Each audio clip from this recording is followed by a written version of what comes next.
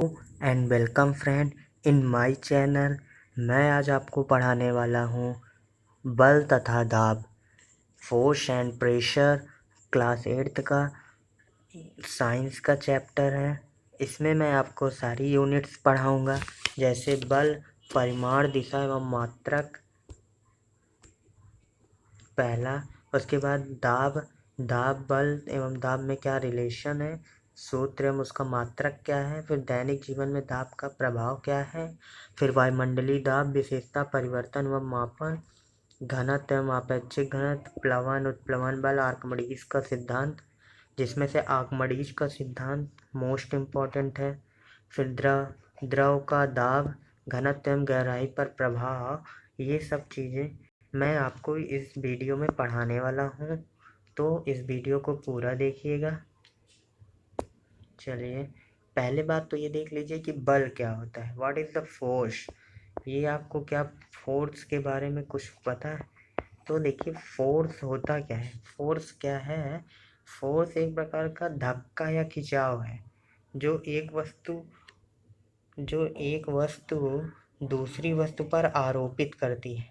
अब इसको simple language में पढ़िए, लेकिन लिखना आपको होगा, जो आप लिखेंगे कॉपी में तो यही लिखेंगे कि बल एक धक्का व खिंचाव है जो एक वस्तु दूसरी वस्तु पर आरोपित करती है। अब आप इसका कॉन्सेप्ट समझिए कि इसका मतलब क्या है।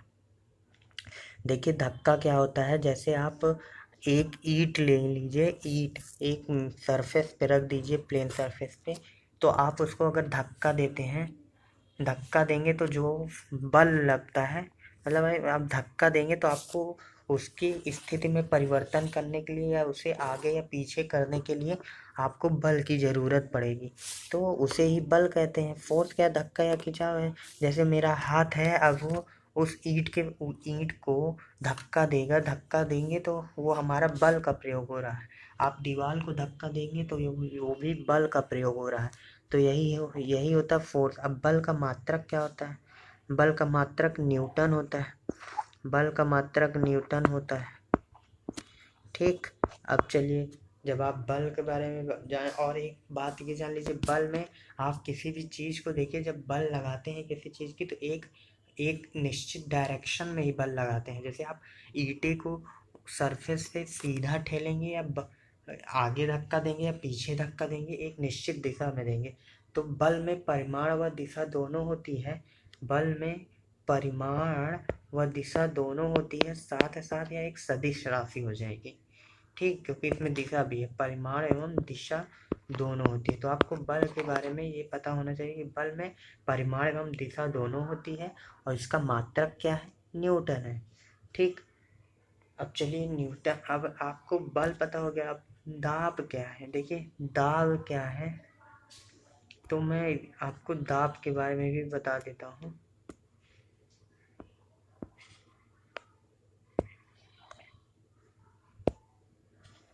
एक सेकेंड, ऐसे बता। तो चलिए, अब दाब के बारे में पढ़ लीजिए कि दाब किसे कहते हैं। दाब क्या होता है? दाब एक प्रकार का, मतलब दाब का भी मतलब वही होता है। जैसे आप एक ले लेंगे, जैसे मैं बुक का एग्जाम्पल बता रहा हूँ कि ये है एक बर्तन है जिसमें रेत भरी है, सैंड। ये सैंड है, इसमें एक आपने ईंट रख दी तो आप अब ईंट को अब धक्का देंगे, मतलब ईंट जो है रेत पर एक दबाव डाली है, मतलब ईंट मतलब भारी है, तो ईंट जो है इस पे एकदम टिकी है रेत पर, मतलब इसका दबाव है उसका, मतलब उसने उस पर दबाव डाला है, मतलब समान बल लगने पर संपर्क तल का क्षेत्रफल कम होने से बल का प्रभाव बढ़ता है, तब अच्छा संपर्क तल का क्षेत्रफल अधिक होने पर बल का प्रभाव घटता है। तो अब ये देखिए कि क्या कह रहा है कि अगर ये देखिए, जैसे ये ईंटा लंबा लंबा रखा गया है, जब ईंट लंबा लंबा रखा गया है तो इसका क्षेत्रफल अधिक है, तो बल जो इस पे दाब लग रहा है, मतलब ये नीचे की ओर, ये दाब कम होगा, ये दाब कम होगा। अगर यही ईंट ऐसे रखी जाए सैंड पे तो जो दाब होगा अधिक होगा। मतलब कहने का है कि जो क्षेत्रफल है मतलब संपर्क तल जो इसके संपर्क में है, ये तल अगर ज़्यादा, ये तल का क्षेत्रफल कम होगा, अगर क्षेत्रफल इसका कम होगा तो दाब बल का प्रभाव बढ़ेगा, मतलब अधिक होगा। अगर ये क्षेत्रफल अधिक है, ये मतलब ये इसका संपर्क तल का क्षेत्रफल अधिक है तो दाब कम लगेगा, और क्षेत्रफल कम है तो दाब अधिक लगेगा। तो आपको मैंने पहले क्या बताया, पहले आपको मैंने बल के बारे में बताया, फिर दाब के बारे में बताया। अब आगे चलिए मैं आपको बताता हूँ कि दाब का दैनिक जीवन में क्या प्रभाव है। अब आप देखिए, सेब को पैनी छुरी से काटने पर आसानी से कटता है, दाब लग जाता है। दफ्ती में नुकीली पिन से छेद करना आसान होता है, प्रेशर का ही वो है। अब ऐसे और है। अब ये अब वायुमंडलीय दाब क्या है। अब वायुमंडलीय दाब आप एकदम सिंपल लैंग्वेज में जान लीजिए कि वायुमंडल के द्वारा जो पृथ्वी की सतह पर दाब डाला जाता है उसे ही वायुमंडलीय दाब कहा जाता है। अगर आप इसको कॉपी में भी ऐसे लिखेंगे तब भी आपका कोई नंबर नहीं काटेगा, क्योंकि देखिए साइंस क्या होता है, ये याद करने वाली चीज़ नहीं है। क्योंकि अगर आप इसे आज याद करेंगे तो कल हो सकता है कि आप इसे भूल जाएं। इसलिए ये समझ लीजिए कि क्या मेन कॉन्सेप्ट क्या होता है।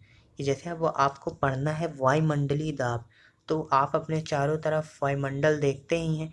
तो ये ध्यान रखिए कि वायुमंडल जो है जिसमें वो हवा है, अब देखिए ये जो हमारे ऊपर दाब डालती है या पृथ्वी की सतह पर जो दाब डालती है, इसे ही वायुमंडलीय दाब कहते हैं।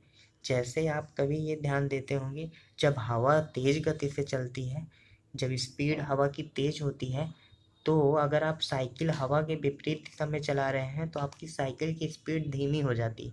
अगर उसकी डायरेक्शन में चला रहे हैं हवा के तो साइकिल की स्पीड तेज हो जाती है। तो ये सब हवा वायुमंडलीय दाब है।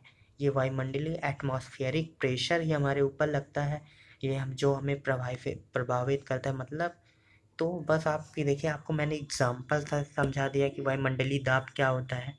तो बस आपको ये याद रखना है कि वायुमंडलीय दाब मतलब पृथ्वी की सतह पर वायुमंडल के द्वारा डाला गया दाब, ठीक है, इसे ही वायुमंडलीय दाब कहते हैं। अब आपने वायुमंडलीय दाब पढ़ लिया। अब देखिए कि वायु दाब को मापने का यंत्र क्या है। बैरोमीटर के बारे में आपने सुना होगा, अगर नहीं सुना है तो ये देखिए, ये होता है बैरोमीटर।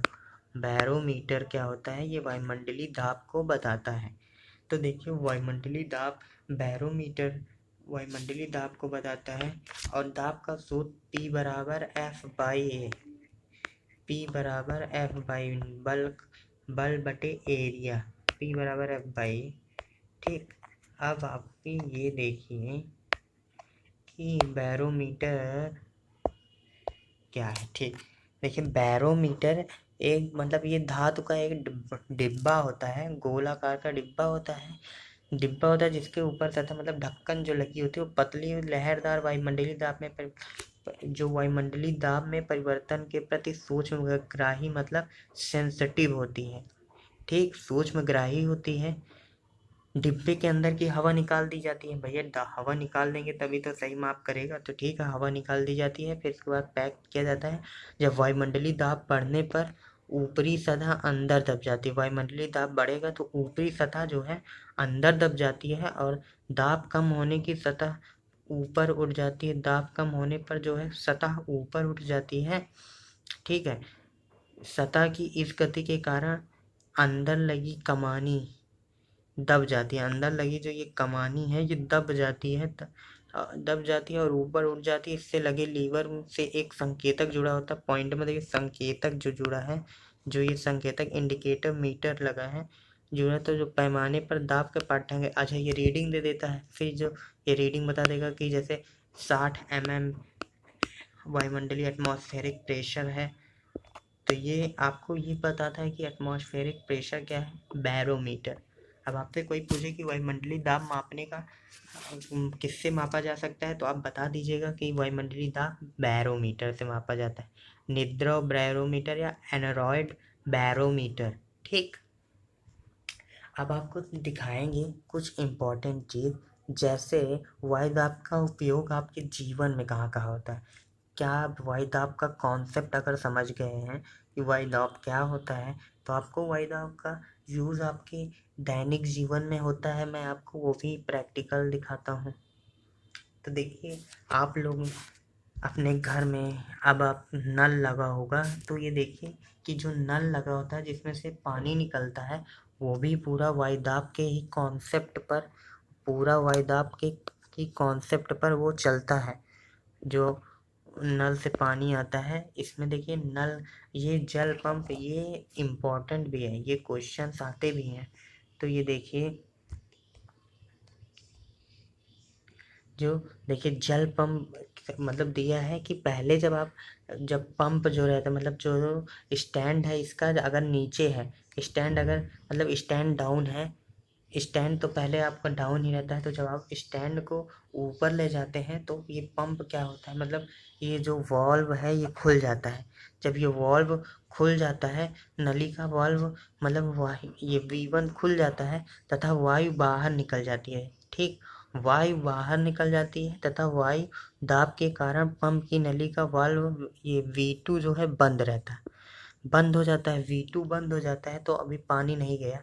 तो जब पंप के हैंडल को नीचे करके पिस्टन ऊपर उठता है, मतलब पिस्टन जो होता है ऊपर उठा, ये पिस्टन जब ऊपर उठ रहा है तो पिस्टन के नीचे वायु दाब कम होने के कारण फिर पिस्टन के नीचे जो है वायु दाब कम हो जाता है, तो वाल्व V1 जो है वो बंद हो जाता है तथा वाल्व V2 खुल जाता है, जिसके फलस्वरूप जब V2 खुला तो V2 से पानी अंदर आ गया, पानी अंदर चढ़ गया। तो जब पानी अंदर चला जाता है, पुनः हैंडल को आप ऊपर ले जाएंगे तो आपका पिस्टन जो है वो नीचे जाएगा, तो जो पानी भरा है वो पानी पिस्टन के ऊपर आ जाएगा। तो जब आप फिर पुनः नीचे लाएंगे तो जहाँ से ये नल से पानी बाहर निकलने लगेगा।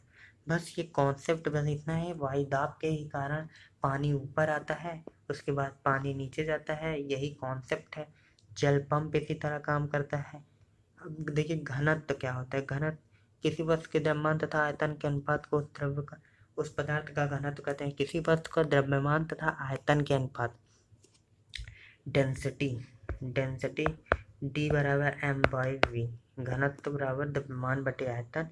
अब ये देखिए, अब इसका मात्रक देखिए, अब आपको मात्रक भी निकालने का याद नहीं करना है कि मात्रक को कैसे निकाला जाता है। अब देखिए द्रव्यमान का मात्रक तो हो गया किलोग्राम, ये m, किलोग्राम में ही तो आप किसी द्रव्यमान को नापते हैं। आयतन मीटर क्यूब हो गया, किलोग्राम पर मीटर क्यूब हो गया घनत्व का आयतन। अब ये देखिए,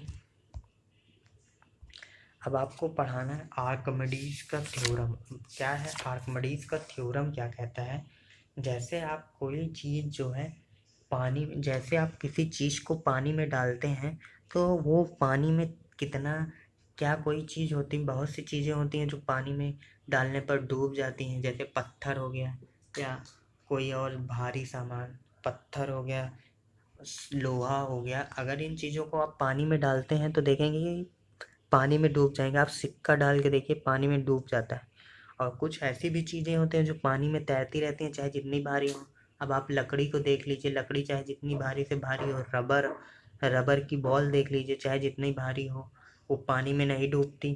तो ये आर्किमिडीज ने इसी चीज़ को समझाया है कि उनका थ्योरम यही कहता है कि जब कोई वस्तु किसी द्रव्य में, मतलब किसी द्रव्य में पूर्णतः या आंशिक रूप से डुबोई जाती है, पूर्णतः या आंशिक रूप से डुबोई जाती है तो उसके भार में कमी प्रतीत होती है।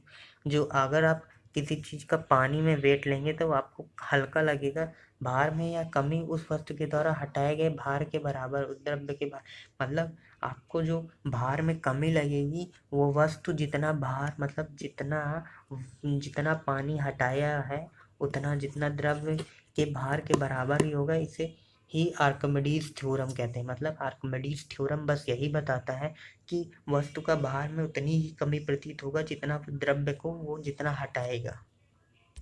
ठीक है।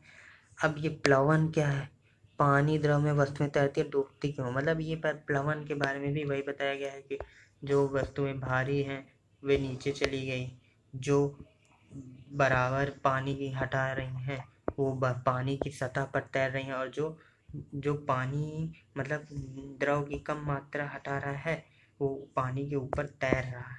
ये देखिए तीनों तीनों चीज़ें बताई गई हैं, इसको आप पढ़ लीजिएगा। अब ये देखिए वस्तु का भार उत्प्लवन बल के बराबर या इससे कम होने पर वस्तु तैरती। ये चीज़ इम्पोर्टेंट है।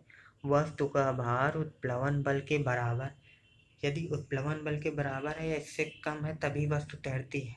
ये बात आप जान लीजिए कि मतलब वस्तु का भार अगर उत्प्लवन बल के बराबर या इससे कम है तभी वस्तु तैरेगी। ठीक, अब आगे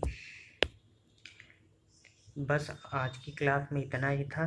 thank you for watching this video.